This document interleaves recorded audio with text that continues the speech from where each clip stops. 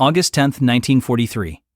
Allied Forces Headquarters, Algiers, North Africa. General Dwight D. Eisenhower sits at his desk, surrounded by maps of mainland Italy. The invasion plans are spread before him, beaches marked, supply routes traced in red pencil, divisions positioned like chess pieces. Outside, the Mediterranean sun beats down on white-walled buildings. Inside this room, Eisenhower is calculating the next move in a war that has already consumed millions of lives. The door opens. Commander Harry Butcher, Eisenhower's naval aide, steps inside. He's carrying a manila folder. It's marked, "Urgent, Eyes Only," in block letters. Butcher's face is pale. "Sir, you need to see this immediately." Eisenhower looks up. He's used to urgent reports. They arrive every hour. Enemy movements, supply shortages, casualties. But something in Butcher's voice makes him set down his pencil. "What is it, Harry?" Butcher places the folder on the desk. He doesn't open it. He just stands there. "Medical reports, sir, from Sicily. 2 separate field hospitals." Eisenhower opens the folder. Inside are typed statements on official U.S. Army Medical Corps letterhead. He begins reading the first one. 15th Evacuation Hospital, August 3rd. Near Nicosia. The words are clinical at first. Patient admitted for exhaustion and malaria. Then the language changes. General George S. Sedimentary. Patton entered the ward. Verbal altercation with patient. Physical contact. Patient struck with gloves. Patient forcibly removed from tent. Threats made. Eisenhower's jaw tightens. He flips to the second report. 93rd Evacuation Hospital, August 10th. Near Sant'Agata. Different hospital. Different patient. Same general. This report is worse. Patient struck across the face. Helmet knocked off. General drew his sidearm, waved pistol at patient's face, multiple witnesses. Eisenhower sets the reports down. His face has gone white. "He did this twice, a week apart?" Butcher nods. "Both times in front of other patients, sir. Medical personnel. Wounded men recovering from surgery. And both times, General Patton was carrying his ivory-handled pistols." There's a long silence. Outside, a truck convoy rumbles past. Inside this room, Eisenhower is staring at the reports as if they might change if he looks at them long enough. "These are sworn statements?" 17 of them, sir. 6 witnesses to the first incident. 11 to the second. Colonel Donald E. Currier compiled the reports and sent them through General Bradley. Personally. Eisenhower stands. He walks to the window. The Mediterranean stretches out impossibly blue. Somewhere across that water, in Sicily, his most aggressive field commander, the man who just led the 7th Army to victory in 38 days, has committed an act that could unravel everything. He struck enlisted men, combat casualties, in a hospital. "Yes, sir. That's impossible for a 3-star general." Butcher's voice is quiet. "Apparently not impossible, sir." Eisenhower turns from the window. "And the worst part? The press already knows, sir." 3 correspondents witnessed the second incident. Damari Bess from the Saturday Evening Post. Merrill Mueller from NBC. Al Newman from Newsweek. They're waiting for your response before they file their stories. Eisenhower closes his eyes. The most successful field commander in the Mediterranean theater has just handed the Germans a propaganda gift that could echo across every newspaper in America. And the clock is already ticking. If you want to know how this story ends, stay with us. And if you're not already subscribed to Elite War Files, hit that subscribe button now. We bring you the untold stories of World War II that changed history. Now, let's see what happened next. The first report sits on Eisenhower's desk like a live grenade. He reads it again, slowly this time, absorbing every detail. August 3rd, 1943. 15th Evacuation Hospital near Nicosia, Sicily. Private Charles H. Cool, 26 years old, 26th Infantry Division. Admitted for severe exhaustion and malarial symptoms. The medical officer's notes describe a soldier who has been in continuous combat since the North African campaign. Cool is running a fever. He's shaking. His unit sent him to the rear because he couldn't hold his rifle steady anymore. Then Patton arrived. According to the sworn statements, he was touring the hospital, visiting wounded men. He stopped at Cool's cot, asked what was wrong. Cool's exact words, recorded by a nurse who was standing 3 feet away. "I guess I can't take it, sir." What happened next is documented by 6 separate witnesses. Patton's face turned red. He shouted, "You're a disgrace to the Army." Then he slapped Cool across the face with his gloves. Not a tap. A full strike that made other patients turn their heads. Patton grabbed Cool by the collar of his uniform and physically dragged him toward the tent entrance, screaming that he wouldn't have cowards in his hospitals. A medical officer intervened. Patton released Cool and stormed out, but not before turning back and shouting, "Don't admit this man. I don't want yellow bellies in this hospital. Check him for a weapon, and if he hasn't got one, give him one and send him back to the front." The report is signed by the hospital commander, a lieutenant colonel in the medical corps. At the bottom, there's a handwritten note. Patient was found to have a temperature of 12.2 degrees. Diagnosis confirmed, malaria and psychoneurosis. Eisenhower sets it aside and picks up the second report. This one is 7 pages long. August 10, 1943. 1 week later, 93rd Evacuation Hospital near Santa Gata. Private Paul G. Bennett, 21 years old, 17th Field Artillery. Bennett's medical record shows he's been at the front since Operation Torch. Algeria, Tunisia, Sicily. His unit took heavy casualties during the drive to Palermo. Bennett started showing signs of what the doctors called acute anxiety reaction 3 days before admission. Tremors, inability to sleep, uncontrollable shaking. Patton entered the tent during afternoon rounds. He walked down the rows of cots, speaking to men with bandaged limbs and chest wounds. Then he came to Bennett, who was sitting on his cot, hunched over, head in his hands. "What's your problem, soldier?" Bennett looked up. His voice was barely a whisper. "It's my nerves, sir. I can't stand the shelling anymore." According to 11 witnesses, doctors, nurses, corpsmen, and other patients, Patton exploded. He screamed, "Your nerves, hell. You are just a goddamned coward." Then he slapped Bennett across the face with such force that Bennett's helmet liner flew off and clattered across the floor. Patton wasn't finished. He drew one of his ivory-handled Colt .45 revolvers from its holster and waved it inches from Bennett's face. "You're going back to the front lines. I'm not going to have brave men who've been fighting for weeks see a yellow bastard sitting here crying." The hospital commander, Colonel Courier, physically stepped between Patton and Other medical staff rushed over. Patton holstered his pistol and left, but as he exited the tent, he shouted back, "I won't have these cowards hanging around here. Send him back to his unit." Eisenhower finishes reading. He looks up at Butcher. "This isn't one moment of anger, Harry. This is a pattern, 7 days apart. 2 different hospitals. 17 medical personnel watched America's most celebrated general commit what could be classified as assault under military law." Butcher nods. "General Bradley is waiting for your orders, sir. Colonel Courier sent these reports through proper channels. They expected you to receive them within 48 hours. Eisenhower sits down heavily. He picks up a pencil and begins tapping it against the desk. Outside, the sounds of a headquarters in wartime. Typewriters clacking, jeeps arriving, radio chatter. Inside this room, silence.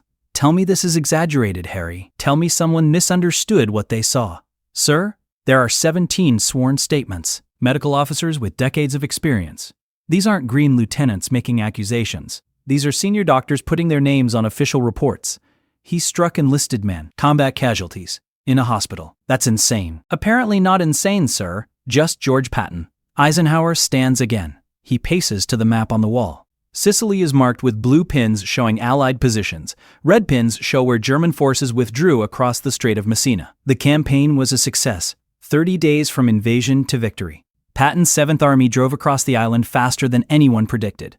They beat Montgomery to Messina. They captured over 100,000 Italian troops. It was a triumph. And now this. Eisenhower turns back to Butcher. "The press.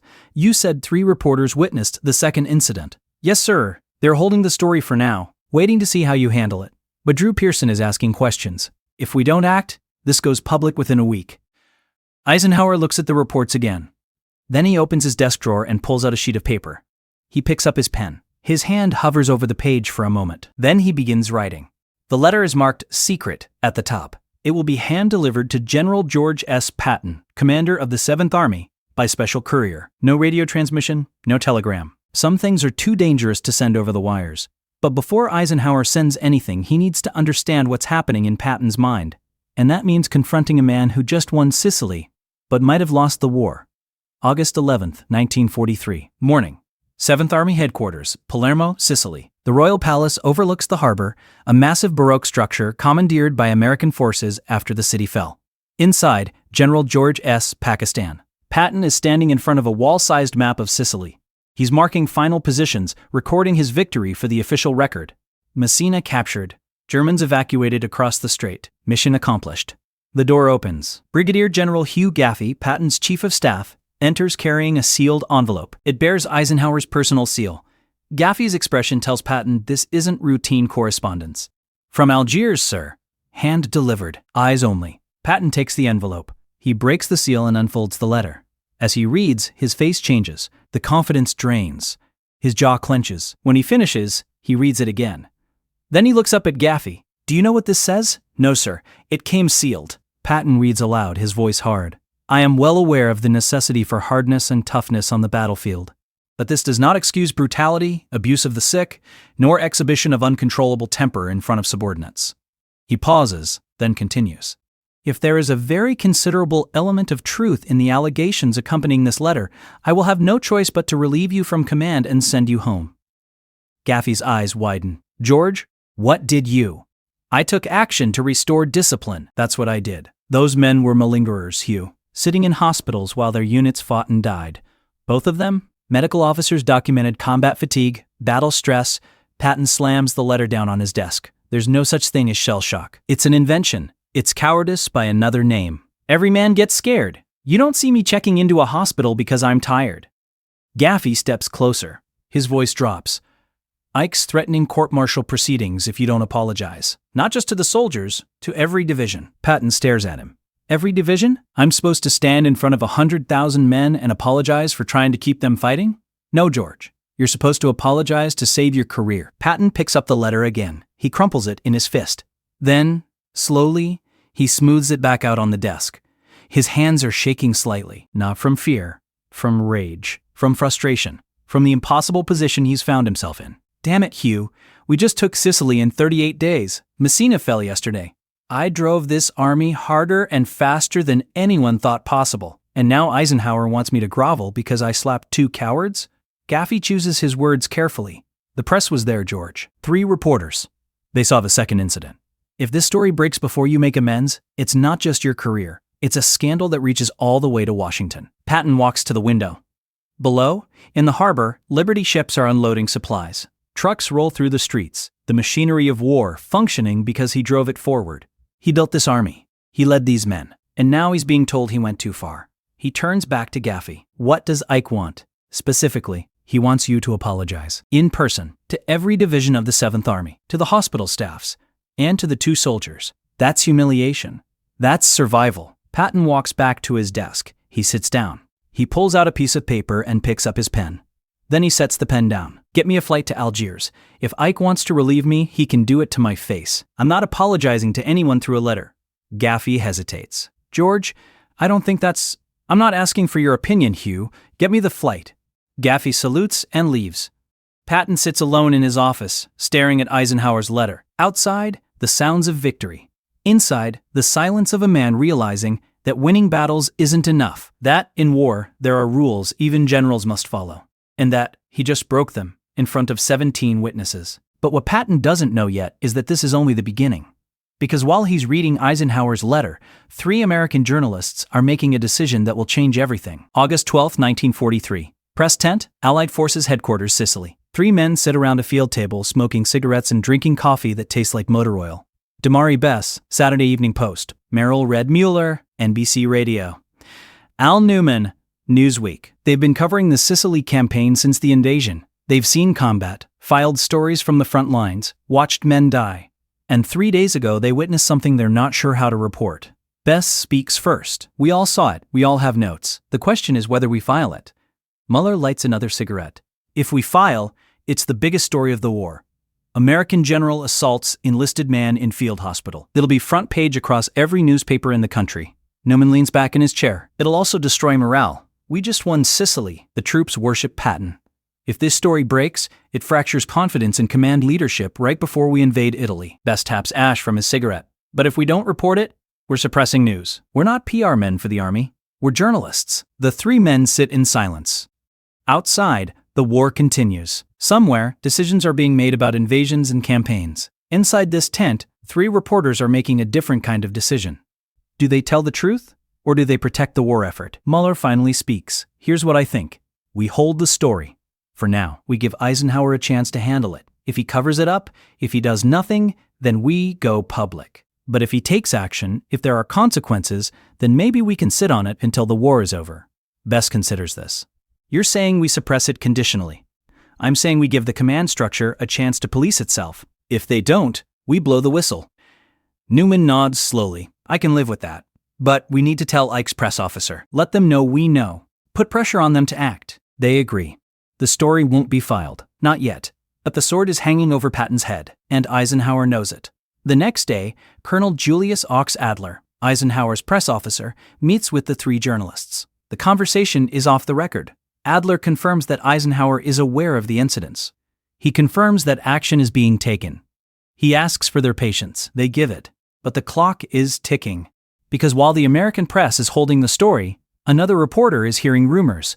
Drew Pearson, the most famous muckraking columnist in America, is asking questions. Pearson has sources everywhere. He doesn't travel with the military. He doesn't play by their rules. If he gets confirmation of the slapping incidents, he'll broadcast it to 20 million radio listeners without hesitation. Eisenhower knows this, and it's why on August 16th he makes a decision that will define both his leadership and Patton's future. He picks up the phone and places a call to General Omar Bradley, commander of II Corps, Patton's peer and increasingly his rival. Bradley's voice crackles over the line. Ike. Omar, I need your assessment. Off the record. What's Patton's state of mind? There's a pause. Bradley chooses his words carefully. He's defiant. He believes he was enforcing discipline. He thinks the medical corps is too soft on combat fatigue cases. Does he understand the gravity of what he's done? I don't think he does. George sees this as a command decision. He doesn't see it as assault. And frankly, Ike, if you relieve him now, there will be officers who agree with him. There's a faction that thinks combat fatigue is malingering. Eisenhower's voice hardens. It's not malingering, Omar. We have psychiatrists, medical officers with years of training documenting real psychological trauma. Men are breaking under the stress of combat. That's a fact, not an opinion. I know that. You know that. But Patton comes from the old school. He thinks toughness conquers fear. Then he needs to learn a new lesson. And he needs to learn it publicly. Bradley's voice is cautious now. What are you thinking? I'm thinking George Patton is going to apologize to every division of the 7th Army. In person, in front of his men. Or I'm sending him home. There's a long silence on the line. George, you've handed the Germans a gift. When this breaks, not if, when, Goebbels will plaster it across every radio broadcast in Europe. American general beats shell-shocked heroes. You want that to be your legacy? And what's Patton's response? You'll find out. But first, Washington is about to get involved. And when the Secretary of War and the Chief of Staff start weighing in, everything changes. August 17th, 1943. The War Department, Washington, D.C. Secretary of War Henry Stimson sits in his office reading a classified cable from Eisenhower. It's marked Top Secret and details the Patton incidents in clinical language. Stimson is 75 years old, a statesman who served under 5 presidents. He's seen scandals. He's managed crises. But this is different.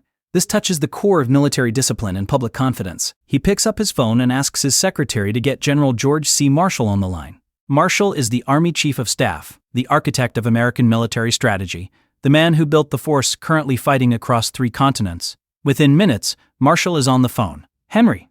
George, have you read Eisenhower's cable about Patton? I have. Your assessment? Marshall's voice is measured, careful. Patton is the most aggressive field commander we have. His tactical instincts are exceptional. He drove across Sicily faster than anyone predicted. But he's also volatile, undisciplined in personal conduct, and prone to outbursts that undermine command authority. Stimson leans back in his chair.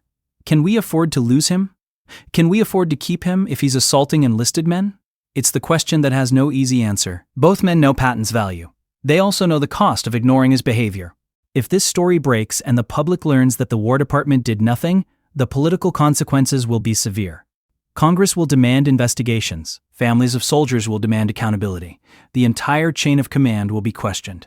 Stimson makes his decision. Send Eisenhower a message. Tell him to handle this as he sees fit. But make it clear, if Patton doesn't make full amends, I'll have no choice but to recommend his relief. This needs to be resolved before the press gets hold of it. Marshall agrees. He drafts a coded message and sends it through secure channels. The message reaches Eisenhower on August 18th. It's brief. 3 sentences that carry the weight of Washington's judgment. Handle this as you see fit. Patton must make full amends. If he refuses, relieve him and send him home. Eisenhower reads the message twice. Then he sits down and writes the order that will force George Patton to do something no American general has ever done: publicly apologize to the army he commands. The order is dated August 19, 1943. It's delivered to Patton by courier the next morning. It's not a request. It's not a suggestion. It's a direct order from the Supreme Commander, Allied Forces. Patton will apologize to every division of the 7th Army. He will apologize to the medical staff of both hospitals. He will apologize to Private Cool and Private Bennett personally. He will do this within 7 days, and he will do it in front of witnesses. If he refuses, he will be relieved of command immediately and sent back to the United States to face possible court-martial proceedings. Patton reads the order in his office in Palermo. Gaffey is standing beside him. When Patton finishes reading, he sets the paper down on his desk and stares at it for a long moment. He's serious. Yes, sir. Every division. Every hospital. In front of the men. Yes, sir. Patton stands and walks to the window. The harbor is full of ships. His army is preparing for the next operation, whatever it will be. Italy, probably. Maybe southern France. These men follow him because he wins, because he's ruthless and demanding and relentless. And now he has to stand in front of them and admit he was wrong. Do you know what this will do, Hugh? Do you know what it means for a general to apologize to his own army? Gaffey's voice is quiet. It means you keep your command, sir. Patton doesn't respond. He just stands there, looking out at the harbor, at the ships and the sea and the war that's still being fought. And then he makes a decision that will either save his career or end it in humiliation. He turns back to Gaffey. Schedule the first speech. 1st Infantry Division, tomorrow. Yes, sir. And Hugh? Sir? This doesn't leave this room, but I still think I was right. Those men were cowards. And apologizing to cowards doesn't make them braver. Gaffey doesn't respond. There's nothing to say. Because in 24 hours, George Patton will stand in front of the big red one and do something that goes against every instinct he has.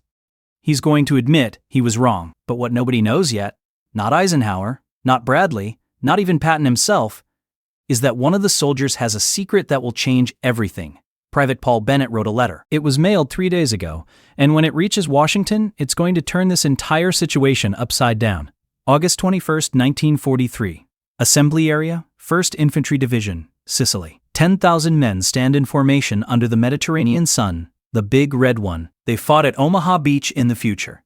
Here, in Sicily, they've just finished one of the toughest campaigns of the war. They captured Gela. They held against German counterattacks. They're proud, battle-hardened, and intensely loyal to their division.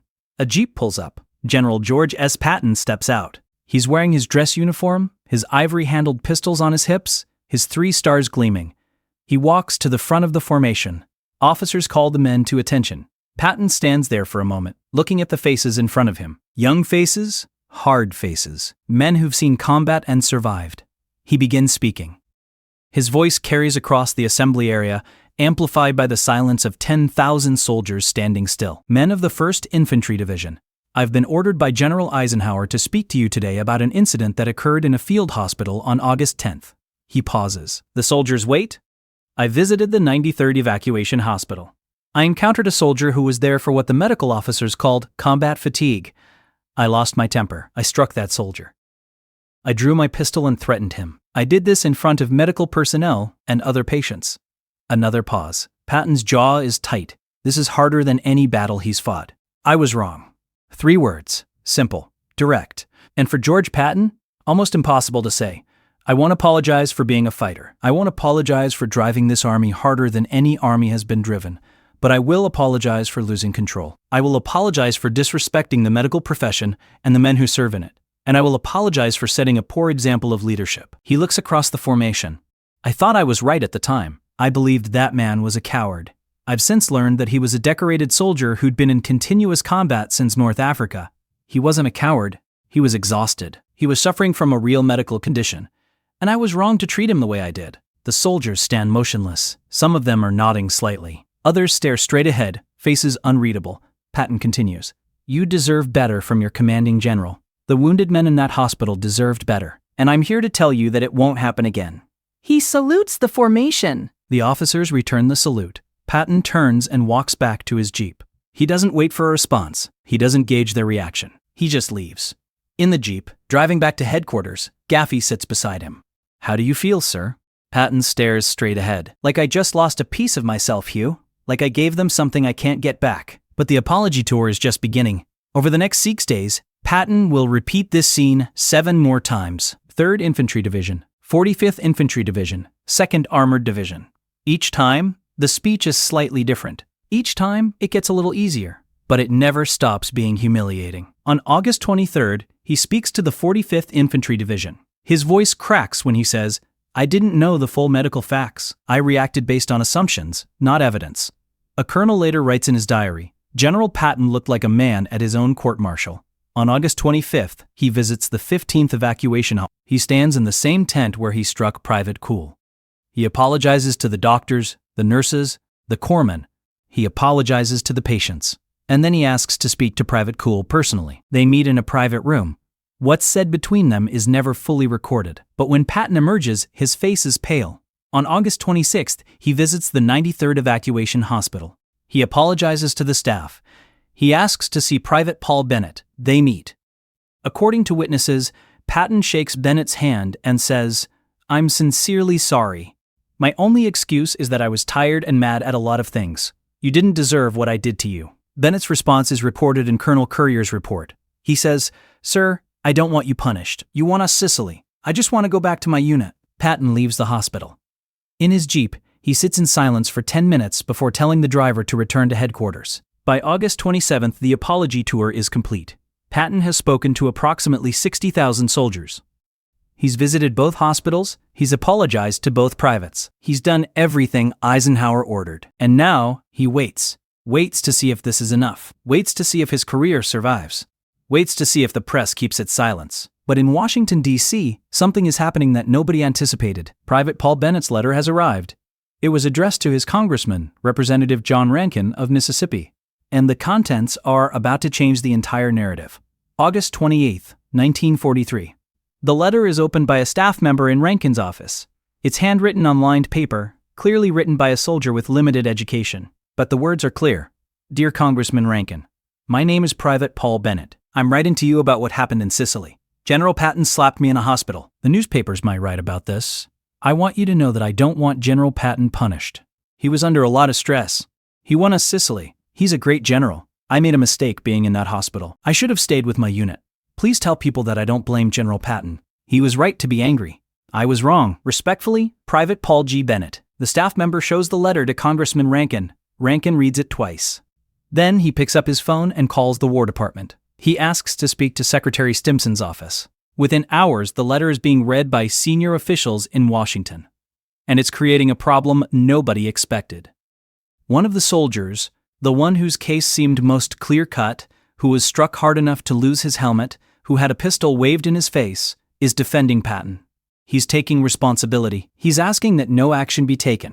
It complicates everything, because how do you court-martial a general when his victim is saying don't punish him? But there's still Private Cool. And there are still 17 medical officers who filed sworn statements. And there's still the press, waiting in the wings. On August 29th, Eisenhower sends for Patton. A meeting. Private. No aides, no stenographers. Just two generals in a room deciding the future. August 29th, 1943. Allied Forces Headquarters, Algiers. Eisenhower's office is sparse. A desk, a few chairs, maps on the walls. No decorations, no personal items. This is a working space, not a showroom. When Patton arrives, Eisenhower is standing at the window, hands behind his back, looking out at the city. "Come in, George. Close the door." Patton enters. He closes the door. The two men face each other. They've known each other for years. They've served together. They've argued before. But this is different. This is a moment that will define both of them. Eisenhower speaks first. "Did you do it? All of them?" "Every damn division, Ike. Every hospital. I even shook hands with both privates. And they're still my soldiers. They didn't boo me." Most of them understood. Eisenhower walks to his desk. He sits down. He gestures for Patton to sit as well. Patton remains standing. "You realize what this cost me politically, George? Stimson wanted me to relieve you. Marshall wanted me to send you home. I told them you're too valuable to lose. I told them you'd make amends. I put my own credibility on the line for you. Then why the public humiliation?" Eisenhower's voice is cold now. "Because generals aren't above the men they lead, George. They're accountable to them. You want to be a warrior king? That's not how this army works. You want to drive men hard? Fine. But you don't get to assault them when they break. You don't get to wave a pistol in a soldier's face because he's suffering from combat fatigue." Patton's face flushes red. Combat fatigue is a fancy name for cowardice. No, George. It's a medical condition recognized by every psychiatric professional in the military. Men break. That doesn't make them cowards. It makes them human. There's a long silence.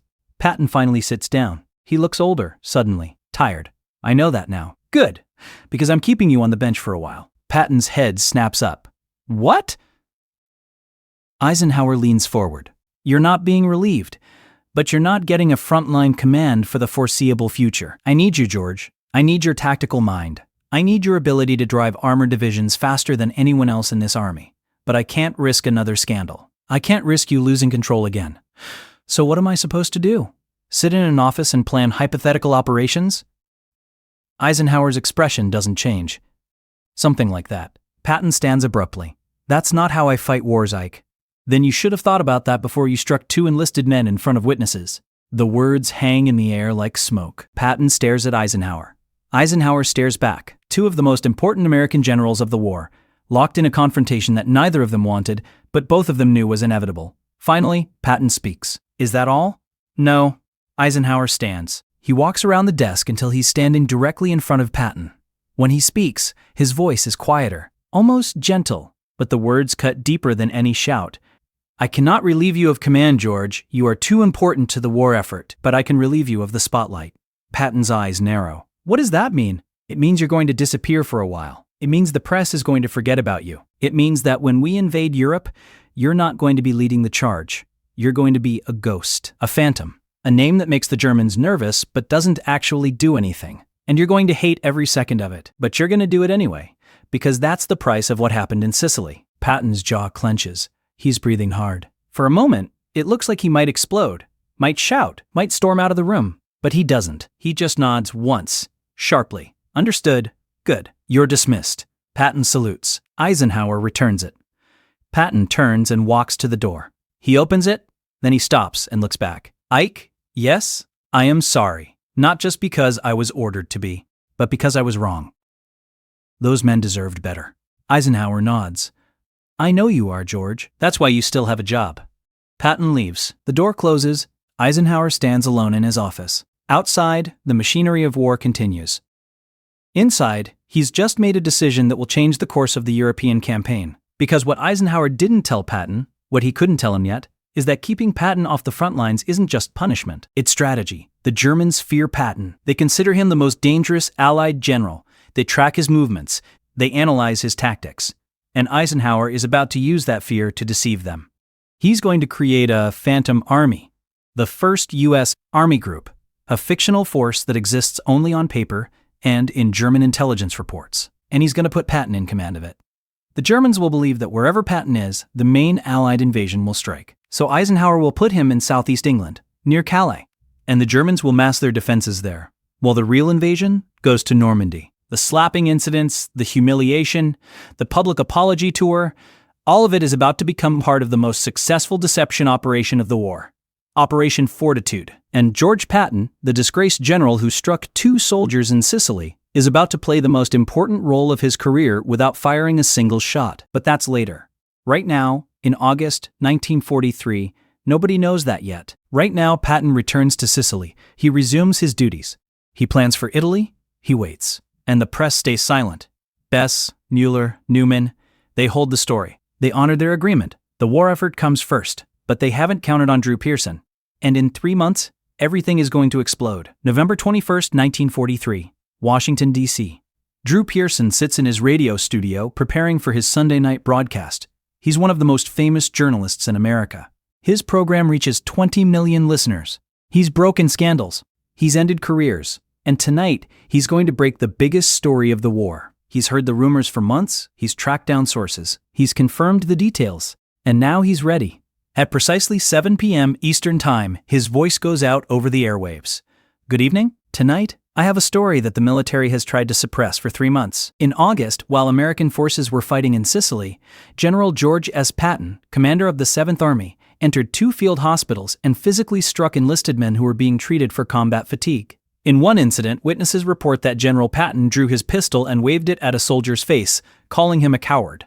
The broadcast continues for 15 minutes. Pearson has the dates, he has the names, he has the details, he doesn't have the apology tour. That part was kept secret. So, to the American public, it sounds like Patton assaulted 2 soldiers and faced no consequences. The reaction is immediate. By Monday morning, every newspaper in the country is running the story. By Tuesday, members of Congress are demanding investigations. By Wednesday, the War Department is flooded with letters. Some demand Patton's dismissal. Others defend him. The country is divided. Eisenhower is furious. Not at Pearson, not at Patton, at the situation. He releases a statement confirming the incidents. He confirms that Patton apologized. He confirms that disciplinary action was taken, but he refuses to relieve Patton of command. His statement is clear. General Patton is invaluable to the war effort. He took corrective action. The matter is closed. Congress debates. Newspapers editorialize. Families of soldiers write letters. But Eisenhower doesn't budge. Patton stays. He's sidelined, yes. He's in England, commanding a phantom army. But he stays in the military. And when the time comes, when the Third Army is activated after D-Day succeeds, Patton will prove that Eisenhower's faith wasn't misplaced. But that's still months away. Right now, in November 1943, George Patton is the most controversial general in America. And every soldier in the European theater is watching to see what happens next. December 1943. Patton writes in his diary. The entry is brief, but revealing. The newspaper fuss over the slapping incidents is dying down. Ike stood by me, though I know it cost him politically. I've been ordered to England to take command of a training army. It's not what I wanted, but it's what I have. I still believe those men were cowards. But I also believe I was wrong to handle it the way I did. I'm a soldier, not a psychiatrist. I should have left medical decisions to medical officers. That's a lesson I learned too late, but it's a lesson I won't forget. It's the closest Patton ever comes to a full apology, and it's buried in a private diary that won't be published until after his death. The story doesn't end here, but the immediate crisis does. Patton survives. Eisenhower's judgment is vindicated, and the two soldiers at the center of the storm both return to duty. Private Cool serves through the Italian campaign. Private Bennett fights through Italy and earns the Bronze Star. Both survive the war. But the incident changes military medicine forever. Because, after the slapping incidents, the U.S. traffic incidents is going to be very small. Army takes combat fatigue seriously. Psychiatric officers are embedded with frontline units. Treatment protocols are developed. The old warrior code, that fear can be conquered through will alone, is replaced with a new understanding. That psychological wounds are real. That soldiers can break under stress, and that treating them with dignity and medical care is not weakness, it's strength. Eisenhower understood this. Patton learned it, and every soldier who came after them benefited. Years later, in his memoir Crusade in Europe, Eisenhower writes about the incident. His words are measured, reflective. The first thing I did was to order Patton to apologize. I refused to relieve him because I knew that he was invaluable to the winning of the war, but I also knew that his actions were inexcusable. It was one of the hardest decisions I made, but it was the right one. George Patton went on to command the Third Army with distinction. But he never forgot the lesson he learned in Sicily, that even generals are accountable, that the men they lead deserve respect, not just discipline, and that the greatest act of leadership is admitting when you're wrong. Private Paul Bennett, the soldier who defended Patton, even after being slapped, returned home after the war. He lived a quiet life. He never spoke publicly about the incident. But in 1971, a historian tracked him down for an interview. Bennett was asked if he regretted what happened. His answer was simple. General Patton was a hard man, but he won us the war. I don't hold grudges against a man who is doing his job. He made a mistake. He apologized. That's more than most men would have done. Private Charles Cool, the first soldier slapped, survived the war and lived to age 55. He rarely spoke about the incident. But in a letter to his family, written in 1944, he said, General Patton taught me something. That even tough men break. I broke in Sicily, but I came back, and I fought. That's all any soldier can do. General George S. Patton never struck another soldier. He commanded the Third Army from July 1944 through the end of the war. His forces advanced faster than any army in history. They liberated more territory, captured more prisoners, and suffered fewer casualties relative to ground covered than any comparable force. He died in December 1945 after a car accident in Germany. In his personal papers, discovered after his death, there's one final entry about the slapping incidents. I was probably wrong, but I will never fully believe it. It's the most honest thing Patton ever wrote, because that's who he was, a warrior who couldn't fully accept that wars are won not just by toughness, but by understanding, not just by discipline, but by compassion, not just by driving men forward, but by recognizing when they need to stop. Eisenhower understood that. And that's why he became Supreme Commander. That's why he led the Allied forces to victory. That's why his name is remembered as the architect of peace, not just war. And that's the untold story of what happened when George Patton slapped two soldiers in Sicily. It's not just about one general's mistake. It's about leadership. It's about accountability. It's about the moment when the American military realized that strength isn't just about winning battles. It's about taking care of the men who fight them. If this story moved you, hit that like button. If you want more untold stories from World War II, Subscribe to Elite War Files and leave a comment telling us what you think. Should Eisenhower have relieved Patton, or did he make the right call? We want to hear from you. Until next time, remember that history isn't just about the battles we won, it's about the choices we made. And sometimes, the hardest choice is admitting we were wrong.